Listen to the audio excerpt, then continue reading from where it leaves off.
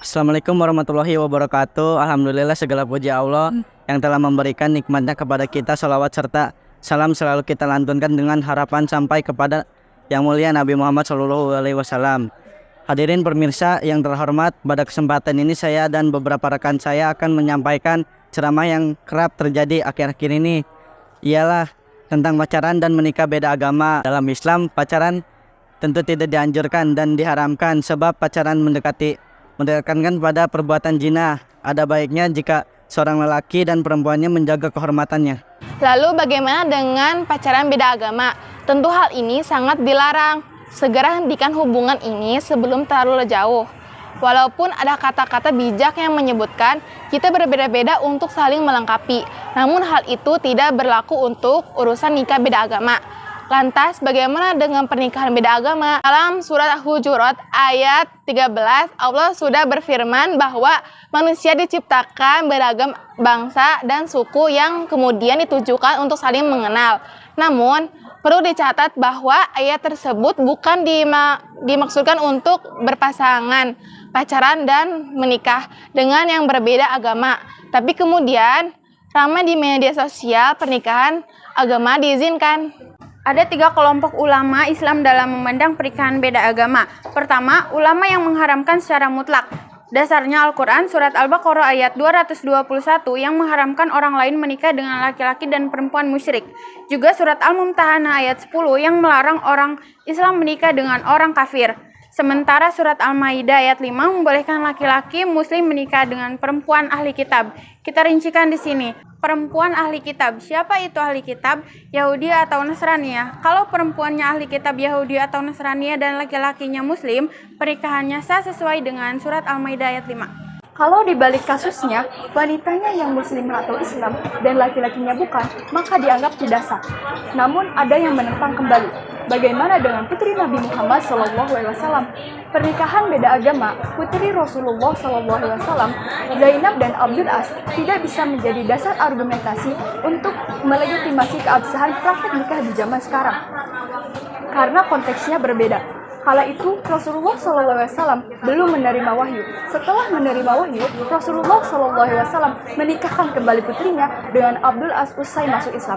Sejak tahun ke-6 setelah hijrah dan turunnya ayat 10 surat Al-Mumtahanah, pernikahan beda agama diharamkan. Kata Ibnu Katsir dalam kitabnya Nabawiyah. Wallahu a'lam.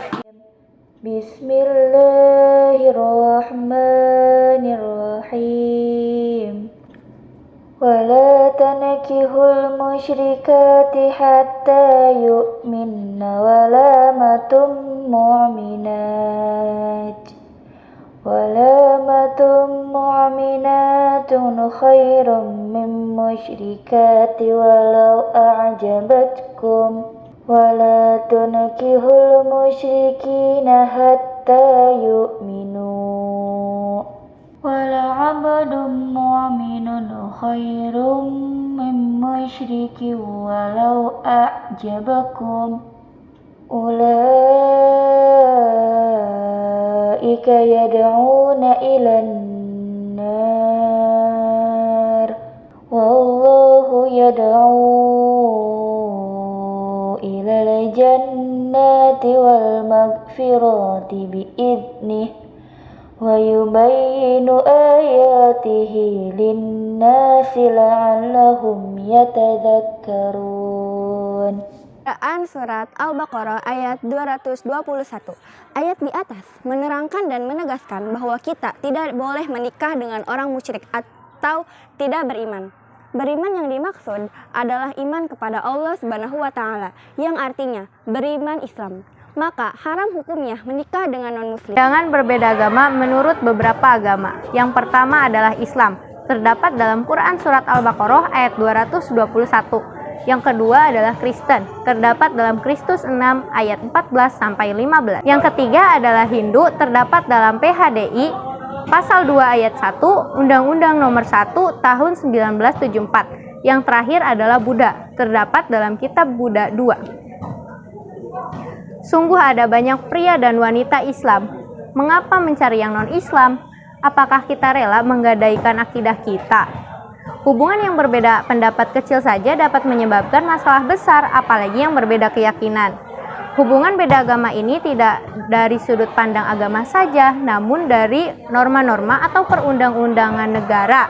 Contohnya seperti pasal 2 ayat 1 tentang undang-undang pernikahan. Seiring dengan kemajuan zaman, penyimpangan terhadap aturan agama semakin marak dilakukan oleh masyarakat. Salah satu penyimpangan yang sering terjadi di tengah-tengah masyarakat adalah tentang masalah pernikahan, di mana soal iman seringkali diremehkan dalam sebuah memilih pasangan hidup. Hadirin, mungkin itu saja yang bisa saya dan rekan saya sampaikan.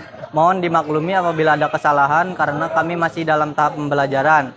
Semuanya kembali ke kepercayaan masing-masing. Untuk lebih jelas dan lengkapnya pemirsa dapat memastikan serta bertanya langsung ada yang lebih mengerti hal ini dibandingkan kami. Kami ucapkan terima kasih dan saya akhiri ceramah ini. Wassalamualaikum warahmatullahi wabarakatuh.